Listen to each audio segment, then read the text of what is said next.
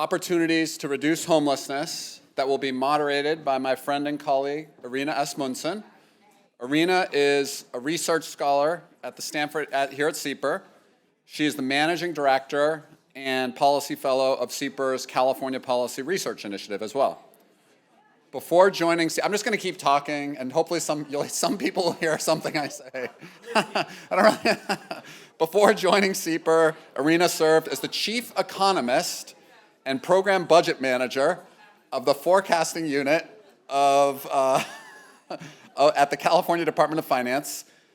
She's done a lot of great things, and I have a lot to read here, but I'm losing some, so I'm just going to turn things over. She's a second-generation California native with her PhD in economics right next door here at Stanford, and her undergraduate degree, double major, also, like earlier, in economics and math from MIT. So, pretty smart person here. Irina, you're going to moderate this next session, so take it away, Irina. Good luck to you. Thank you so much, Mark. This has been an amazing day. Mark neglected, by the way, to mention that CEPR supported me in my graduate studies. So if there are any donors in the audience, I highly encourage you to give money to support CEPR fellows because I think that it makes a difference. We eventually come back and talk about these issues. So because we are going into kind of a different set of panels this afternoon, I did want to recap a little bit about what we've heard this morning. One, supply is 100% an issue. So when I was the chief economist for California, one of the things that we kept on talking about was if something is unsustainable, it's going to stop. The whole point of doing forecasting and of government accountability, of trying to plan for the future, is so that you don't have a hard stop.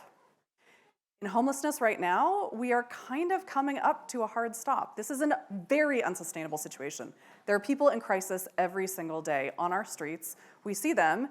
If you walk about 2 blocks that way, you will see all of the RVs along El Camino. This is not okay. And what we heard this morning, and I think what we're going to hear this afternoon, is this is a collective action problem. This is a self-imposed problem. California now is richer than we ever have been before. This is 100% a solvable problem that we are inflicting on ourselves. So, we know, let's build more housing. Let's reform CEQA. Let's make our governments more accountable. Let's focus on how we can do this. And that's why I'm so excited to be moderating this session this afternoon about how we can help with this. So we have some great speakers. First up, we're going to have Pastor Paul Baines, who works with the homeless population. He is on the ground every single day. He is living his values as a Christian pastor, trying to help people every day. We also have Brian Greenberg, who is with Life Moves. I see a lot of Life Moves people here, also on the ground trying to make things better for everyone.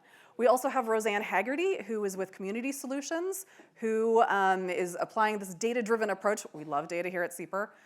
Trying to make things better, trying to sort of like take that big picture view, trying to do the how do we do this better? How do we solve these problems together? So we're gonna have Pastor Baines up first, and I'm very excited, so thank you.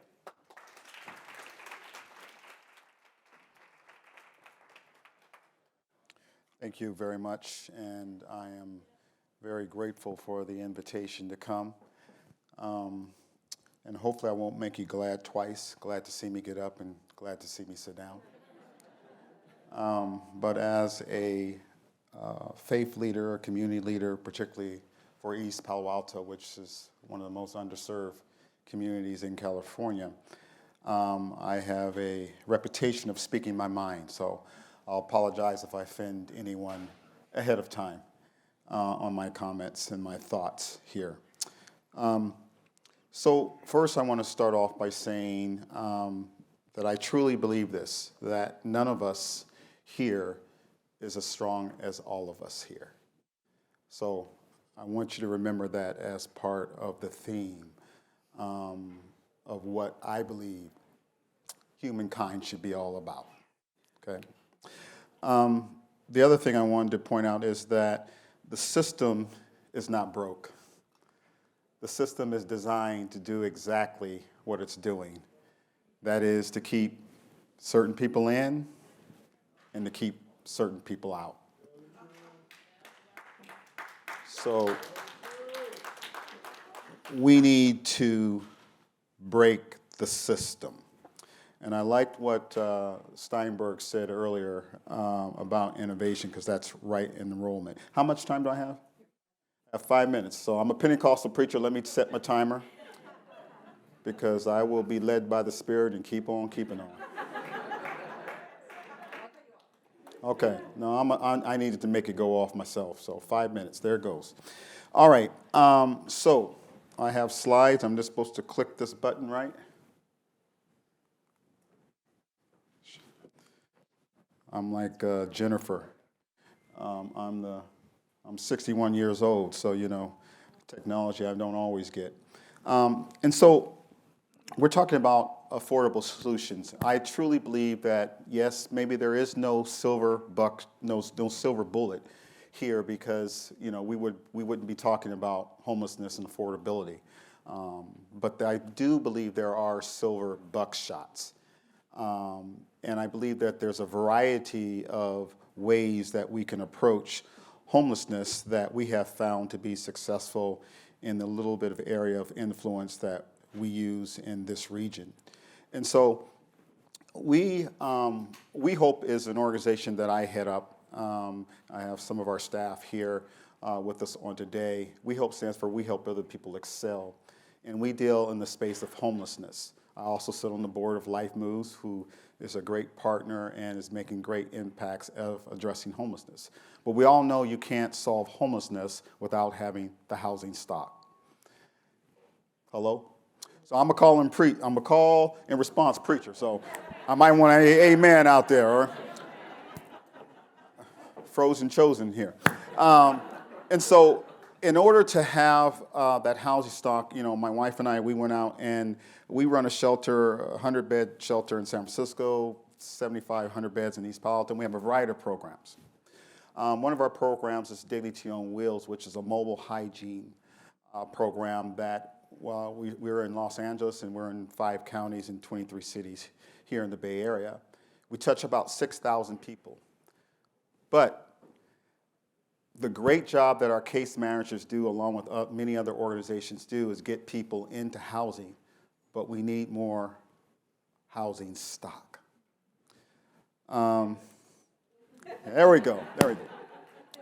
I don't know, you guys already got some of this information. They already told them, California has the highest amount of homeless. I'm going to skip past most of that because it doesn't really, you've already heard it. And so what my wife and I decided to do was, in our 20 years of running We Hope, we decided to start another nonprofit called United Hope Builders.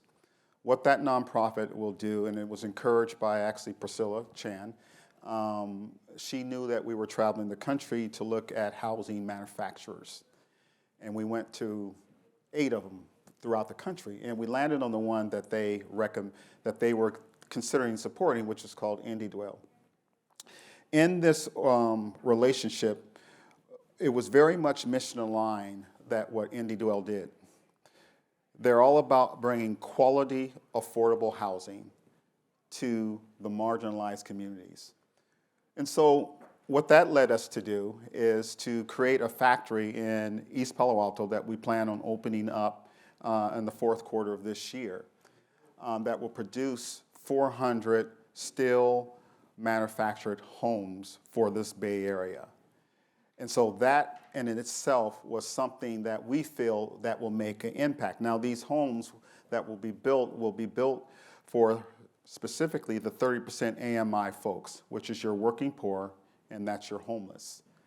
We feel that it's crucial to add the housing stock to this high-priced Bay Area, specific for extremely low and very low income folks, because when we say affordable housing, I know that's the terminology that we use, that affordable is relative on who can afford it, right? So if you live in Atherton, affordable housing may be $300,000, in East Palo Alto it might be $250,000, so it's not that much difference now. But in our journey, we found that having quality homes is critically important, but we have to have partners. And because I am a person of faith, some of you may have seen the Turner Center report where it says that the faith-based community actually in California controls roughly 38,000 acres of potential land that can be developed for affordable housing. And so we looked at our strategic plan, and we have a network of faith, whether they're Buddhists, it doesn't make a difference, a synagogue, whoever we're partnering with. And they don't have to be a faith. They just have to have site control. And so our plan is to use our UHB product and partner with the faith-based communities throughout California to produce this land so that we can address the systemic issue that faces particularly the marginalized communities on which we work in. Some of the projects, too, that we looked at, oh, it's going off. All right, so we partnered with Life Moves, who built a beautiful project, and Brian can elaborate on that a little bit further in Mountain View, where we're housing 110 families, I believe it is, 110 people. And it's a beautiful project. You can go see that in Lake Hone. We partnered with Sam Licardo, the mayor of city, and did Evans Lane project, where it's about 130 units out there. And so these are real live events. But the other way, I think, is another silver buckshot is in partnering with the faith-based communities. These were with municipalities and things of that nature. But the faith-based community is that LISC, who I sit on their board, has a program that works with the faith-based communities to help them develop their own land and giving them particularly the opportunity to, who they may not have how to conceptualize to build, but bringing capacity building to the faith-based organizations. And that is crucial because if I look at myself as a black man, the church is probably the last institution that black people own. And so there's a lot of churches, though, that can be developed out there. And so partnering with them, we felt that that was a crucial step, and it's been extremely impactful. Through this capacity building program, one more minute, we'll be able to impact the Bay Area tremendously. And some of you know that in the county of Santa Clara alone, black people make up roughly 2.5% of the population, but in the general population, but the homeless population, we make up roughly 17%. So disproportionately, we want to go after those black churches and Latino churches and people of color to work with them to help them solve the problems, because their constituency will probably mostly be people of color. So that's how we want to try to level up using these types of approaches to create more affordable housing stock for the entire Bay Area. It's not going to be isolated to people of color, but we know that people of color are last on the totem pole. So, thank you. Brian? I'm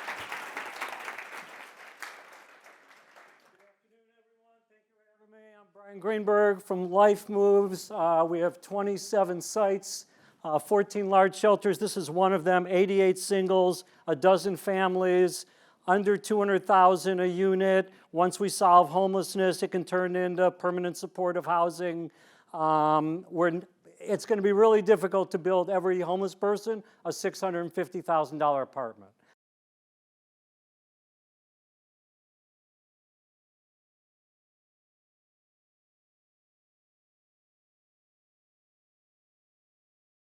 $6 months. It's not what I want to talk about today, though. So about 85% of our families graduate to permanent housing, about 45% of our singles. Why is that so challenging?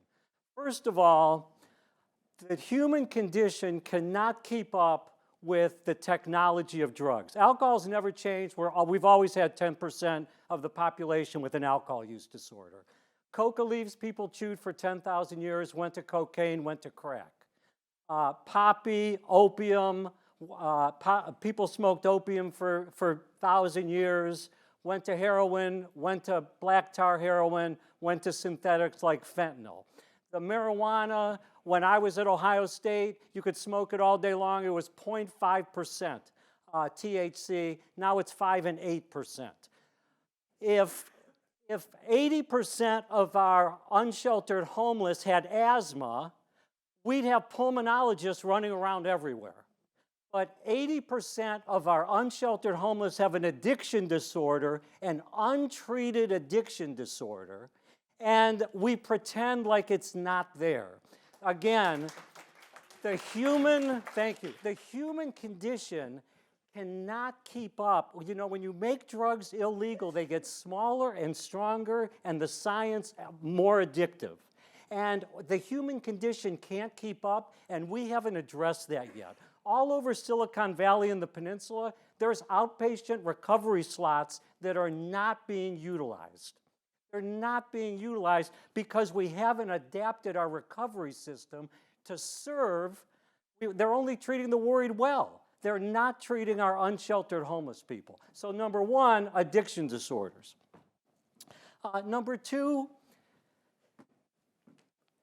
a lot of our clients didn't win the zip code lottery and they didn't win the parent lottery. And if you lose both of those lotteries and you have a little bit of depression or anxiety or addiction disorder or bipolar disorder or, God forbid, a schizophrenic disorder, you are lost, right? All our services go to upper middle class people.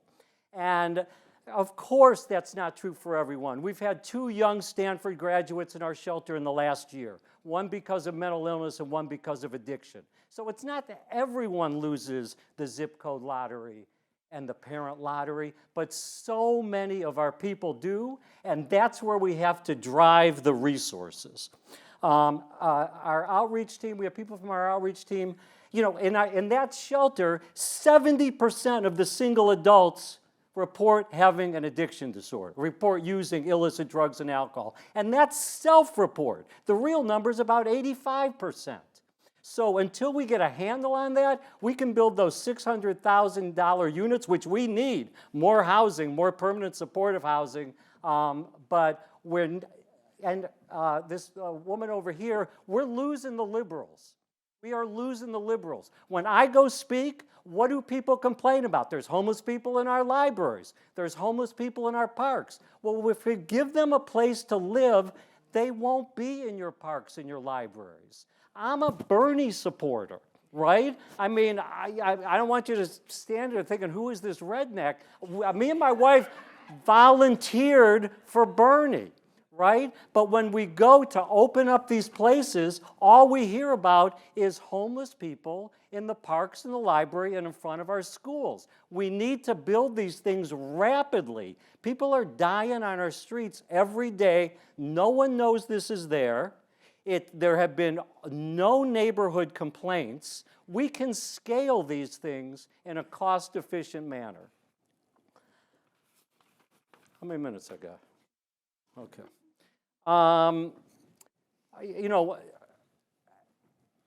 Chesa Boudin's being recalled in San Francisco as the DA. George Gascon in LA is facing a recall election. They might gather enough signatures. Those things would not be happening if not for homelessness, right? When they do focus groups, that's what people bring up. They bring up homelessness. We have to do it for the community, and we have to do it for the homeless people themselves. They need a dignified place to sleep and eat and get services. So the home that I grew up in Cleveland on the Jewish East Side sold last year for $82,000. It's got a great school district. It's 1,200 square feet. Might be in need of a little bit of repair, but it sold for $82,000. It's so costly to build things here, and it's why Pastor Baines and his initiative around modular housing, things like this, are so important. I'm just going to say one more thing, and then I'll finish. When my father was a World War II veteran, and his brother Joe was, and when his brother Joe came home from from World War II, it crushed him. It crushed him. He couldn't function. There was a family argument whether he had serious mental illness before he went into the war or not. But he lived in a residential hotel in Cleveland, and my parents paid about $60 a week, went up to $70 a week. But he lived there his whole life with serious mental illness. We don't have any housing for marginalized populations, right? And of all the indignities he suffered in his life, one of them, I mean, the bathroom was down the hall, but we never considered that an indignity, right? Uncle Joe had a lot of indignities in his life, but we never considered the bathroom down the hall an indignity. We need to wrap our brains around how to develop quick interim housing for unsheltered people, and we can do it. This is an example. Thank you very much.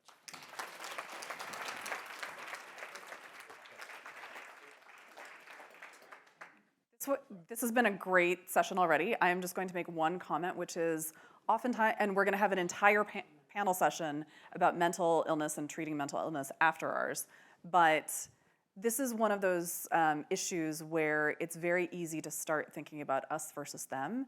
And one of the themes of this entire day, I think, has been collective action. This is a we problem. This is our neighbor's problem. And so as we talk about this mental illness over the course of this afternoon, I just want to remind everyone, let's not turn this into an us versus them thing, please. Roseanne. Well, thank you so much for inviting me to be here, and I have encouraging news to share. I lead an organization, Community Solutions, that leads a national movement called Built for Zero that involves now 98 continuums of care, 98 communities, typically a COC for those of you in the homelessness world. That's often a county or a cluster of counties. In some cases, it's a city.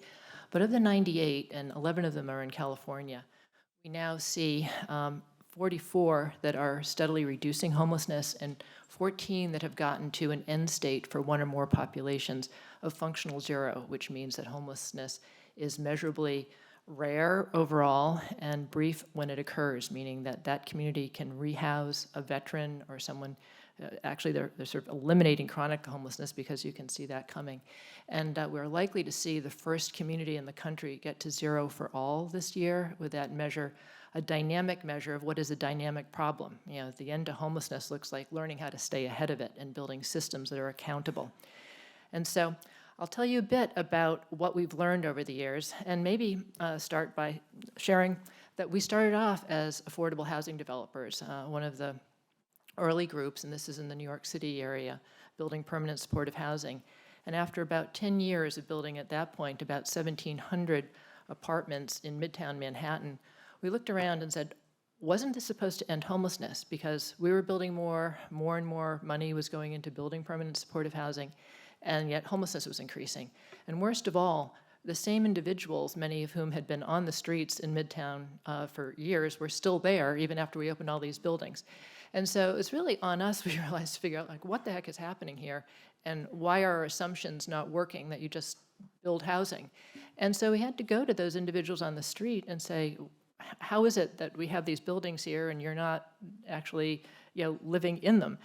And what we learned, incredibly humbling, and what we are learning is that this is true everywhere, is that in that particular part of the city, there were 17 different organizations, all offering services, none of them coordinated. We tracked it, over $11 million being spent on basic emergency responses that were not resulting in housing placements. No one was coordinating their work. Everyone's intentions were good. The quality of what they offered was good, but it wasn't adding up. And so what Community Solutions realized, and it's taken us a long time with these amazing community learning partners, was that we really had to ask different questions, which is everything we're doing adding up to what we all want, which is fewer people experiencing homelessness? And the second part of that question, how quickly can we learn what's working and learn how to pivot and improve what we're doing? And so from starting off as a housing developer, we've learned that these are actually the critical things that communities need if you're really going to be serious in reducing homelessness. You need to start with an urgent, shared, and measurable aim. everybody's got to be working toward that same end state of fewer people experiencing homelessness. You need to be organizing your services on a team basis, different organizations, all really around the same, look at the image of an emergency management command center. That's what we need to do in homelessness, we're finding, and communities that are doing this are the ones that are seeing reductions. And then this whole system really gets held together by name real-time data on who actually is experiencing homelessness. And then the critical inputs are the right kind, range of housing. But communities, we realize, don't even know what kind of housing they need, the typologies of housing, what the barriers to getting that housing built are, if they don't have their arms around the full system. And also, finally, are they using ideas that are being proven out elsewhere and adapting them rather than reinventing the wheel all the time? And so just to really harp on the key piece of this all, the insight ultimately that homelessness needs an operating system in order, in addition to good mental health services and the right kind of housing, is that the right kind of data is the key to making this all work. The right data so that a community team can know where it stands at all time and how many people are coming into homelessness, how many people are moving out, and not just those raw numbers, but to be able to pick them apart, like what were the causes of people coming into homelessness for the first time? How do we shut that down? How many people return to homelessness after being assisted? How do we improve the placements and the supports afterwards? All of these different pieces of the puzzle can be pulled together, but it's the data and having that collective approach that really is the key. And to kind of nerd out on quality data, you really, it's not like we started with this fantasy. What if we could get everybody to just run that magic report, get all the agencies to do it? Well, what we found we had to do was get all the organizations who are providing the direct services, that were operating the shelters, doing the street outreach, to actually go through the painstaking task of building a common registry and to develop the capability to update that in close to real time, at least monthly. Most communities now do it daily or weekly. But it has to be comprehensive. That means that you have to up your game on outreach, so you're covering everything. It needs to be current, and it needs to be shared with the appropriate privacy protections. And we now have 98 communities that have done it. So this default mechanism of you can't share data, there are ways around it. People release their data, they sign for their permission, so it can be done. And then, so you not only need that quality data to tell you where things are and what the opportunities are for improvement. You need the data for equity. There is really no such thing as equity. If you can't pull your data apart and see how different groups are being affected and where there's bias at each step of the process of getting back into housing, getting services, and being able to speak to individuals about whether the process is working for them and if they feel respected and treated with dignity throughout the process. But this is really, I think it's, equity is just talk if you don't have good data. And I think that this actually is what we're seeing is going to be the future of how we get homelessness really to the point where it's understood everywhere as a solvable problem, that we are so accountable to what's actually happening and can look at this data together, all of us who have a role to play, and that really is kind of everyone, and look at what isn't working and to be able to zoom in and see where the big opportunities for leverage, for improvement are, and to just not battle around ideology, but just say, okay, where are the gaps here? What can we try? What will represent progress? We teach communities how to use data analytics, quality improvement, human-centered design, all of these tools that live in other sectors but are absolutely essential for a collective action problem like homelessness. So lots to be optimistic about. Thank you. My panelists? Yeah, please. I am going to limit myself, I think, to one question, and then we're going to open it up to questions from the audience because I know that this has been an awesome and engaged audience, and you guys have lots of questions.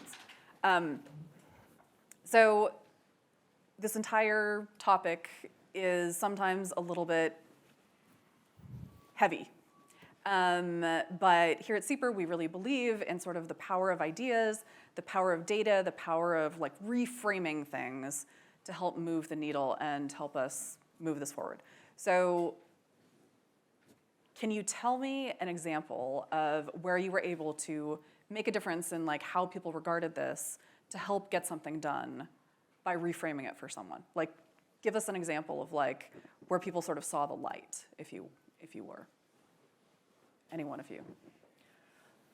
Well, I'll start with just the importance of framing this as a systems problem, not as an individual behavior problem, but as the reality that in every community, and I'm learning so much about California in the session today, but in every community, so much work is going on, and people have stopped asking the question of like, maybe if we work differently, this could all be, kind of more impactful. And I think we all in the field can do a lot to reframe the conversation by talking about the systemic factors, and that you really can move the needle if you have the data that shows what's working and what isn't. That's great. Thank you. Brian? Paul. I was just going to say it's really about relationship. The old adage of saying, seek to understand, to be understood. Mm-hmm. A lot of preconceived ideas and misconceptions that are out there, misinformation, disinformation about, what causes the cause and effects of homelessness. And we have to dispel that. But it starts with having a conversation and having access to those power brokers, those people who have influence over the policies, because it is a systems issue, and we have to address it from a systematic approach to it. Otherwise, we won't be able to really move the needle. Everything else will be window dressing. Yeah, thank you. Brian? At the corner of 92 and 1 in Half Moon Bay had a small town with a visible homeless challenge. The environmentalists complained they were ruining the riverbanks that went into the ocean. The merchants on Main Street were uncomfortable with the homeless situation. Right at the corner of 92 and 1, on the west side of 1, next to Tres Amigos, everyone's familiar with that restaurant, a 50-bed shelter, immediate, visible, and positive impact on homelessness. People experiencing homelessness don't travel well. They don't want to. They're a part of a community. They don't want to move far away. So you need neighborhoods to say, we need solutions that will work. And that's an example of a solution that worked. It was open during COVID. It's been open a year now. Thank you. Questions? Yes. Hey, Brian, I have a question for you. It's kind of a softball for you. So keeping with Roseanne's, I really mean it, keeping Roseanne's metrics, so what did it cost Life Moves to buy the dirt in Mountain View? What's your all-in cost, right, on a per square foot basis, and also on a per person basis that you're housing there? And what's your yearly cost to run it? So it costs us about $100 a night a person, for a little less than that for 3 meals, case management, mental health services. We train 40 graduate students a year. There's a full-time LVN, housing specialist, vocational specialist. It takes a village. We had to buy that land. It was $3.4 million for the acre. We'd much rather use publicly available land. The big deal is whether you give everyone their own bathroom, right? It's that infrastructure that's costly. So it costs maybe $120,000 if people have their own private bathroom, but down the hall, a lockable shower or a lockable toilet. And it costs 50% more than that if you give everyone a private bathroom. The average length of stay is about 120 days, so each unit turns over 4 times a year. So although it might be $36,000 for the unit, people are only staying 3, 4, 5 months. So does that cost include the purchase price of the dirt? Yes, that price includes the modulars are cheap, right? Again, I don't believe we're ever going to be able to build a $650,000 studio for every person out there and keep up. Thanks, Brian. Thank you. Life Moves, and then the person in the back. Great. Hi, this is really terrific. So I do work at Life Moves, and I have sort of a question for all three of you. So, we're in a really interesting position right now in California with the Regional Housing Needs Assessment. And I have to imagine specifically local in Menlo Park, there are a number of sites that are properties that are owned by faith-based communities. And it seems to me this is a great opportunity to look at a case study that might say, let's put in the modular housing, let's get the wraparound services, let's collect all the data and look at it, because most of those properties are all going to go through the secret process. It's going to take a long time for any permanent housing to be built, and we have a real opportunity to make some significant change locally so that folks don't say, oh, well, that happened in Sacramento, or that happened in Modesto, or it happened in LA. You can't do that here. What do we think?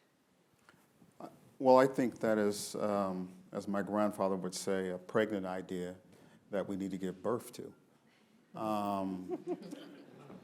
And so, we've partnered with for instance, the city of East Palo Alto.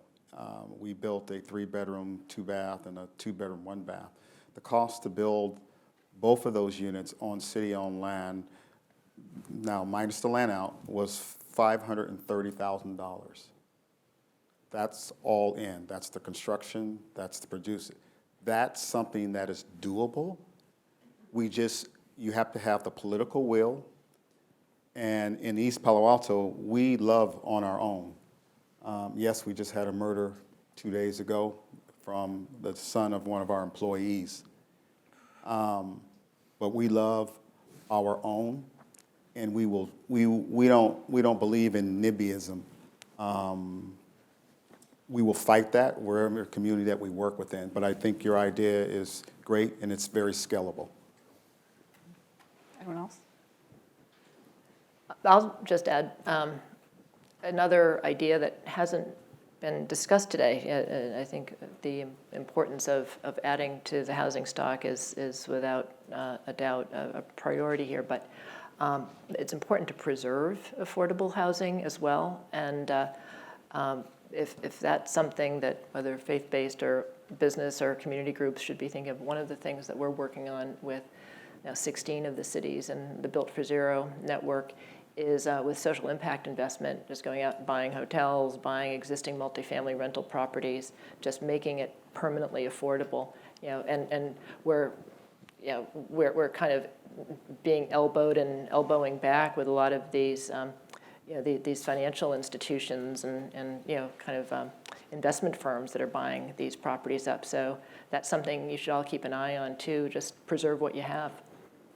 And pledge those turnover units as units vacate to people experiencing homelessness, which is what we're doing. Thank you. Question in the back? Paul, this question is for you. So I know that you have had some people living in some of the sample homes that you have built. And I wonder if you could talk a little bit about that experience, of housing the people in those homes, and a little bit about what it costs to build those homes and house those people. So what we've done through our RV safe parking program, we got people out of our shelter and out of the safe parking program into these model homes that we created. And I'm a person that truly believes that your shelter should look like the Taj Mahal, that you should not lower the class, the look of anything that you're providing for the less fortunate. So in doing that, these model homes are beautiful homes. You all are welcome to come and take a tour at them. But we put families in those.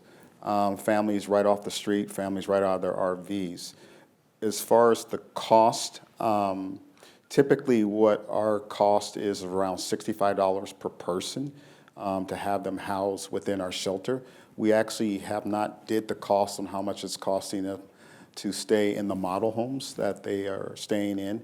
But our goal is to always turn those around with residents anywhere from 3 to 6 months so that we're continually getting people into permanent supportive housing. That's the model that we've created. We do believe, and I believe our city believes, that we can get to functional zero by the year 2025. Within the city of East Palo Alto, it's only 2.5 square miles. And we've already reduced it from 400, according to the point in time count, down to, I think it's like 125 in the city of East Palo Alto. So it is doable, and that's through the relationships that we have with Life Moves and El Concilio and the county of San Mateo. It is, again, none of us is as strong as all of us, and that's what it takes to address systemic issues, is having, and I will say this, what's the first 3 letters of unity? And this is a question. You and I.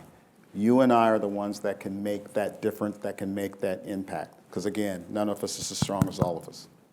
Thank you. Mark, I wasn't ignoring you. You were just hidden behind the podium. Yeah. Yes. Go ahead and ask a question. But wait for the microphone. It's coming over to you right now. Well, thank you so much, everyone, and for everyone who's spoken today and is going to speak. So our last policy forum did a comparison of the states of California and Texas. We actually did that event in collaboration with University of Texas at Austin. And the origin of that was that UT Austin beat Stanford in the Director's Cup athletics thing for the first time in 20 years.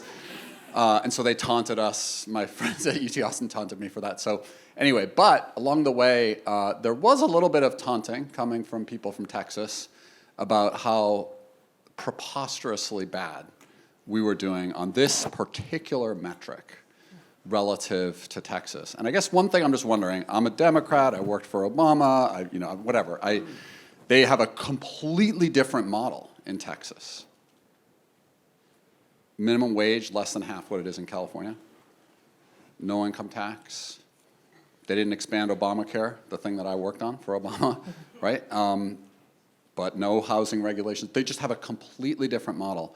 I'm curious, 3 of you sitting up there, is there something that California, this is homelessness in California, can learn from other states? Because we saw at the beginning, Jalu's great presentation, up 42% in California, down 9% in the rest of the country.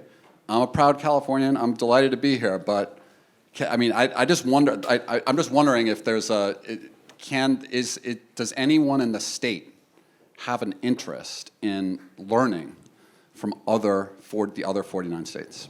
Do you think? Question. Yeah, Please. That's my Do you question. guys have an answer? So if you walk the Guadalupe River Trail in San Jose from downtown San Jose to San Jose Airport, it's 6.5 miles, all encampments. It looks post-apocalyptic. It's as if Golden Gate Park or Central Park was only had homeless people, right? It should be a river walk like they have in certain cities in Texas. In Manhattan, in New York City, there's a bed for 85% of the people experiencing homelessness. Here, it's about 30%. We need to ramp up the supply quickly, right? I mean, that's why we are in such a south of Market, the Market Street corridor, Guadalupe River Trail, under the 880 overpass, under the 880 in Alameda County. That's why it exists. There are cost-efficient, effective solutions, but it's going to take will. And I'm in agreement that Gavin Newsom's doing a good job, but it's going to take a sustained effort. I say you don't have to leave California. Bakersfield is one of the communities that's ended chronic homelessness. They just did it. You know, a real disciplined effort on the part of the Housing Authority, leading an effort with the city of Bakersfield, with Kern County, you know, all of the providers. It takes a lot of humility and will to just, you know, get everybody kind of changing the way they work, working toward a common aim, you know, solving problems as they are coming up, just being honest with the data. So you should look at what they're doing and look at how they've configured their team. Not me. I have nothing to do with it. Yeah. All you do. Yeah. Bakersfield. So, and my short answer, short to long answer.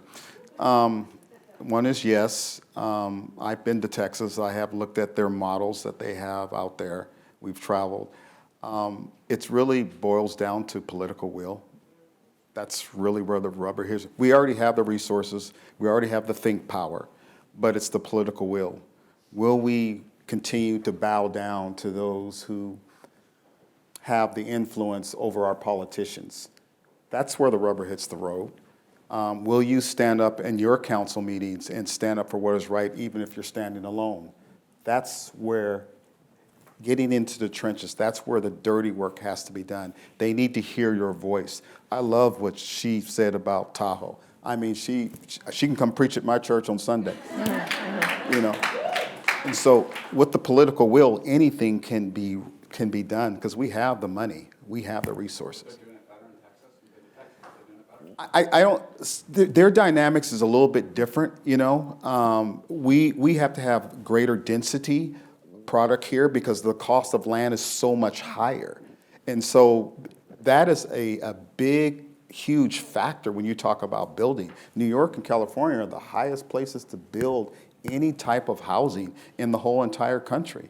Texas, you can build a whole lot because there's a lot of land out there that people aren't using. It's underutilized land. Here, we're using up everything in New York as well. So a couple things have come up that are going to make me say something impolite. I think Jennifer left, but I will channel her spirit and say, Prop 13 in California means that Californians care more about keeping wealthy people wealthy than any other policy priority in the state. Full stop. That is, you know, we have said you have to have 2/3 majority to raise taxes. That means that your assessed value doesn't go up very much. That means that neighbors can say, I don't want the character of my neighborhood to change. And that's not an impolite thing to say right now, even though it's probably kind of racist. So, you know, when we talk about systemic issues, my background is in tax policy. Like, this is a big tax policy issue. It also affects RENA because if regions have their, you know, they're supposed to be building this housing, but they face no penalties for doing this. And in fact, the state ends up subsidizing it because the state often pays for the transportation that substitutes for the housing being built there. And so they can continue adding jobs and don't necessarily have to add the housing. All right, I'm gonna stop my rant. We do have time for a couple more questions. Does anyone else have questions? Otherwise, we could take it. Yeah, please.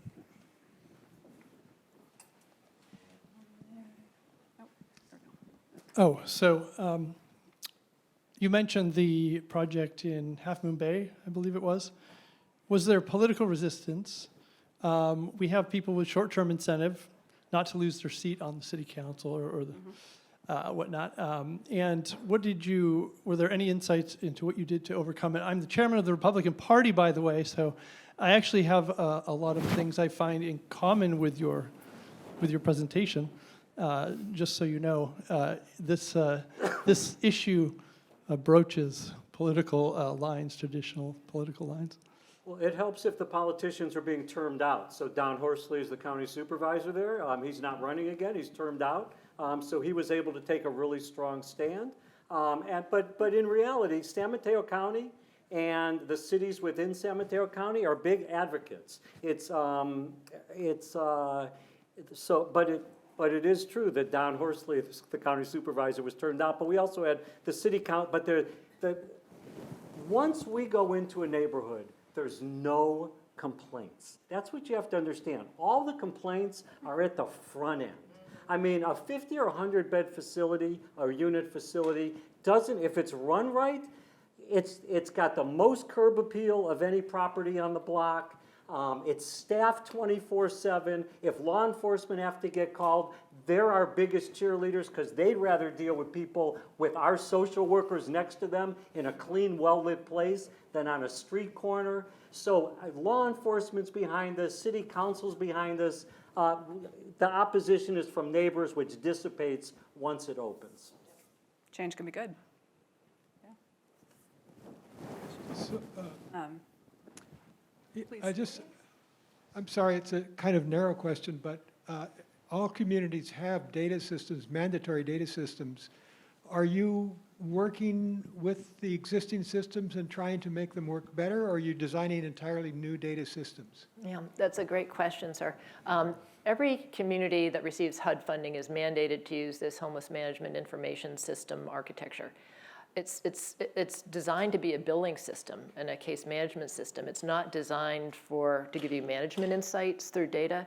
And so we've worked with Tableau, the data visualization company, to basically create this this visualization platform that sits on top of the HMIS system, so communities don't have to do double data entry, but it consistently pulls out these critical data points that show the dynamics of the problem. So communities can actually understand what the effects of the actions of their policies are in close to real time, and so they can continue to make dynamic choices.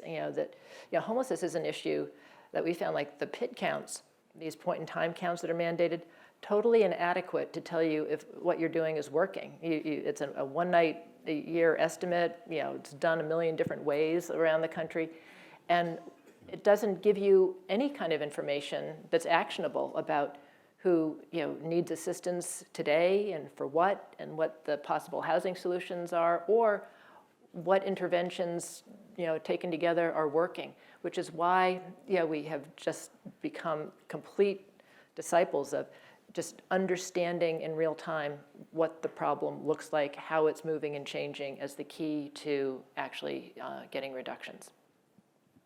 Great question.